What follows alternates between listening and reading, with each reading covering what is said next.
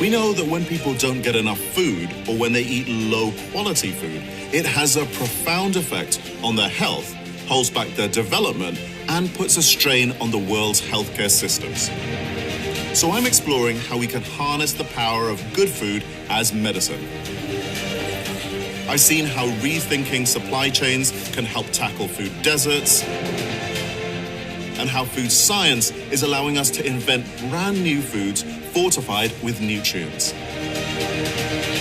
But now I want to find out how our most important crops could be tailored to fight malnutrition.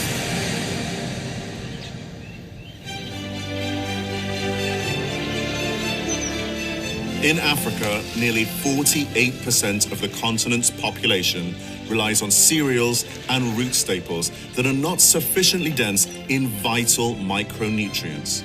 The result is a problem known as hidden hunger, where what food there is available is lacking in the necessary vitamins and minerals.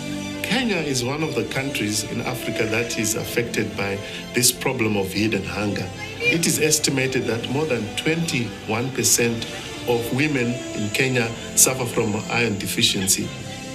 It is also estimated that about 36% of pregnant women suffer from iron deficiency, and it's even worse with children. But the Harvest Plus project is attempting to fight this hidden hunger using a groundbreaking process known as biofortification. Leading a group of young agricultural researchers back in 1990, founder and former World Food Prize winner Howdy Buis came up with the revolutionary idea that dietary quality was just as important as quantity. Hey, Howdy. Good to see you.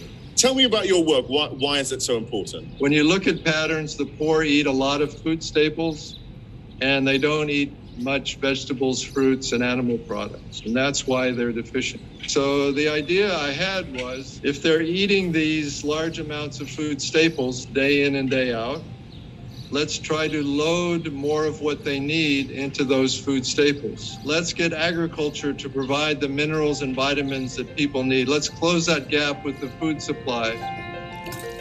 Fortifying processed food products has been going on since the first half of the 20th century. We're all familiar with added vitamins in milk or minerals in breakfast cereals, but it costs money to add them, and also comes in products that are often out of reach to the poor. So Howdy had the idea of enriching the crops themselves. Biofortification uses conventional methods of plant breeding to produce crops that are richer in essential micronutrients and are higher yielding. There has been an argument from some quarters that it would just be much easier to diversify people's diets. What would you say to that? I think that diversifying the diets is the ultimate solution. We want, the diets that you and I are used to eating, that's what we want to see people eating all over the world. Efforts have to be made in that direction, but there's no one, strategy that's just going to solve the problem. If you're just going to work, if you only are going to work on dietary diversity, it's going to take decades and decades and decades, because basically you've got to raise their incomes so that they can afford the diverse diets. The idea has since had a global impact.